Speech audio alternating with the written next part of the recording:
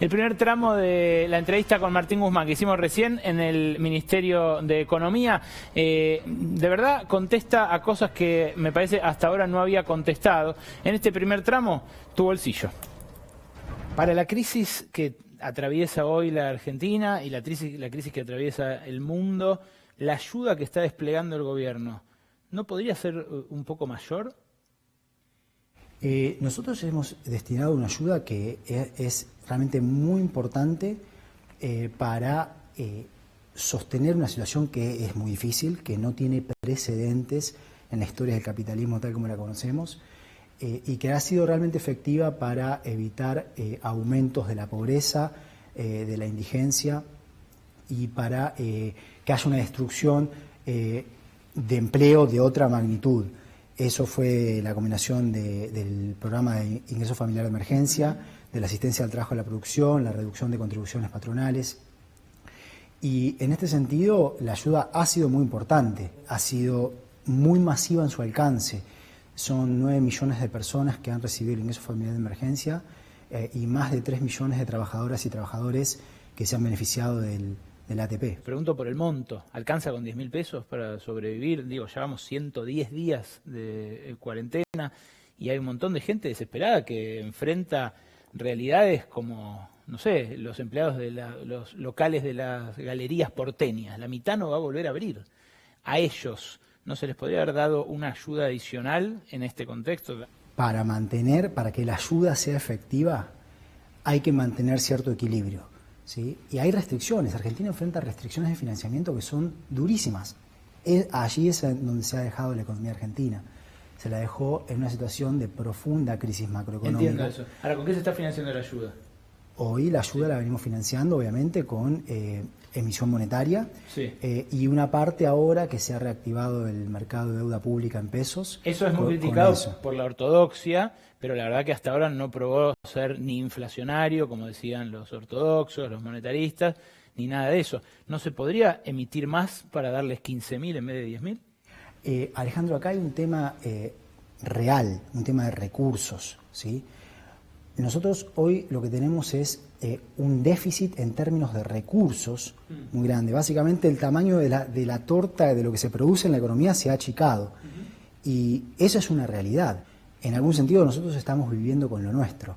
Entonces, dentro del vivir con lo nuestro es muy importante que se evite una tensión sobre esos recursos que termine generando tensiones cambiarias, que es así, empiezan a ser desestabilizantes, y eso lo hemos contenido bien. Entonces lo que hemos buscado es ayudar a los distintos sectores que necesitan de la ayuda al tiempo que mantenemos un equilibrio para evitar tensiones cambiarias y después sobre los precios que terminen dañando a todos los sectores de la economía. Nada es gratis, ¿ok? Nada es gratis en la economía. El 5 de abril se habló por primera vez en un reportaje que le hizo Horacio Berbisky al presidente Alberto Fernández del impuesto a las grandes fortunas. Hace 3 meses y medio de eso. ¿Qué pasa que no se presentó el proyecto de ley de impuesto a grandes fortunas? Bueno, eso es hay una iniciativa en el mismo Congreso que entiendo que eso se va manejando los tiempos en función de otros factores de la economía, pero está claro que Argentina tiene un problema importante de financiamiento, está claro que en este momento quienes tienen la mayor posibilidad de contribuir es razonable que eso se haga. Y esta es una agenda que, bueno, el Congreso eventualmente volverá a mover. ¿Es verdad que ustedes pidieron que no se avance con el impuesto a las grandes fortunas para que eso no afecte el canje de la deuda? No, eso no es verdad y además no hay ninguna relación. Claro, los acreedores al revés verían bien que ustedes recauden en términos de sostenibilidad fiscal, ¿no?, del futuro. Bueno, pero igual esto es una contribución de una vez que es para lidiar con un problema concreto de financiamiento de la economía argentina en el contexto de la pandemia. Por eso no me explico por eso no me explico la parálisis, porque si falta financiamiento y ustedes mismos admiten que la emisión tiene un límite, sería algo cantado que hace falta que los que más tienen pongan y 3 meses y medio después no hay proyecto. Pero eso no quiere decir que no vaya a haber proyecto. Eso no quiere decir que no vaya a haber proyecto. Lo que dicen las fuentes parlamentarias del oficialismo es que va a haber, que va a llegar ahora, en breve. No hay explicación, la verdad. para estos 3 meses y medio de demora. Si la explicación es que los bonistas iban a decir no a la quita de la deuda, me parece que es falsa, porque los bonistas al revés. Si se fuera a recaudar más aquí, estarían más contentos porque quiere decir que les van a pagar. La verdad que el propio ministro dice no tiene relación una cosa con la otra, qué sé yo. En un rato vuelve el pizarrón, vuelve el pizarrón porque vamos a tratar de esquematizar esta relación problemática entre el 1% o el 0,1%, la élite, los dueños de la Argentina y el resto de la sociedad. Pero antes, escuchá al ministro sobre esto justamente y también sobre el caso Vicentín. Vicentín y relación con los empresarios. Palabras de Martín Guzmán. ¿Qué pensás de la intervención de Vicentín? Una empresa importante que está concursada y que puede entrar en quiebra. Mañana hay una audiencia de conciliación. El presidente ayer dijo me equivoqué con Vicentín. Hubo idas y vueltas. ¿Qué crees que debería adoptarse como salida? Bueno, esto es, y te lo respondo de una forma general, el Estado tiene un rol por cumplir, sobre todo en un momento de doble crisis macroeconómica y crisis del coronavirus, en evitar que haya destrucción de capital, en usar sus instrumentos para evitar que haya destrucción de capital, que genera destrucción de empleo, pérdida de exportaciones, pérdida de producción en general, ¿sí? Entonces, obviamente que hay múltiples maneras de abordar una eventual destrucción de capital, como es el caso de Vicentín. Pero lo importante es actuar de una forma que se protejan las exportaciones, se proteja el empleo, se proteja la producción. La realidad es que hubo 6 meses en el cual el mercado pudo haberle encontrado o dado una solución a esto y no ocurrió. En un contexto de pandemia no actuar es imprudente.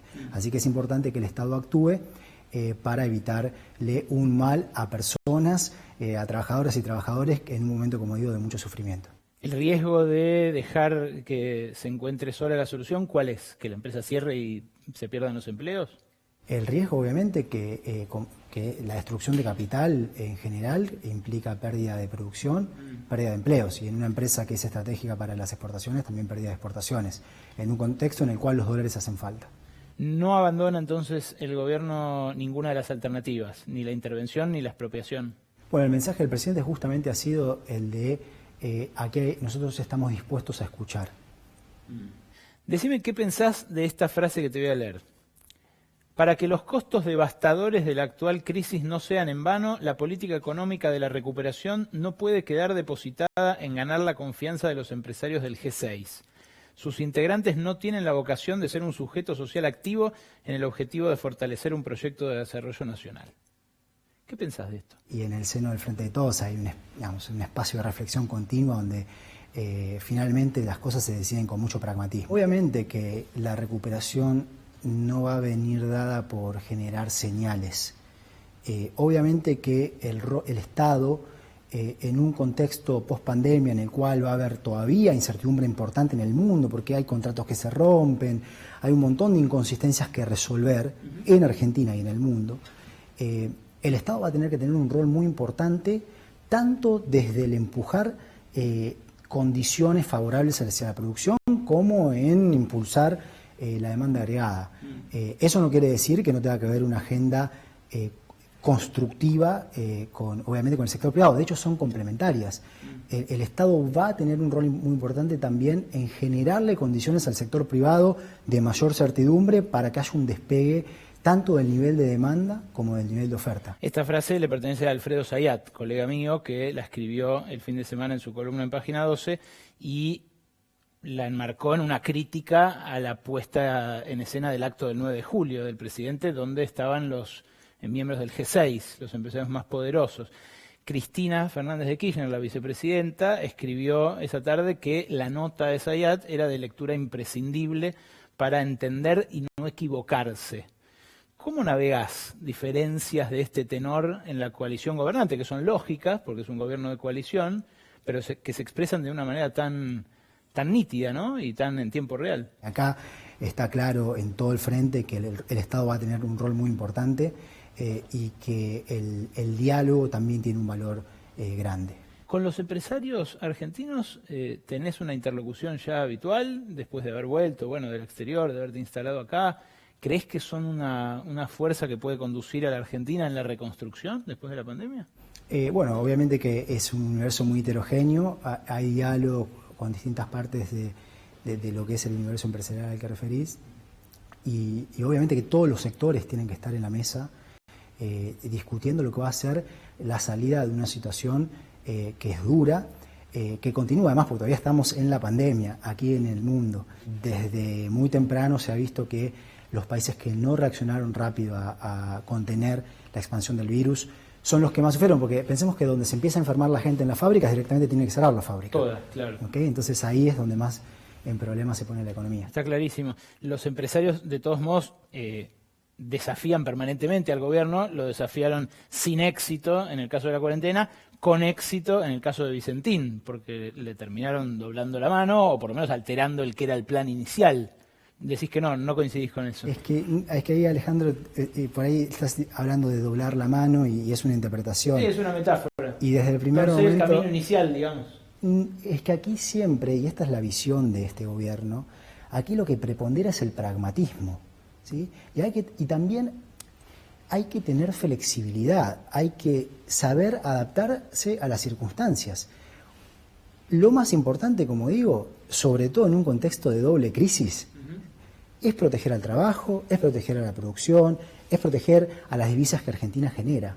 Hay múltiples caminos. No hay por qué condenar a la flexibilidad y al pragmatismo. Nosotros eso lo vemos como una virtud, no como un problema.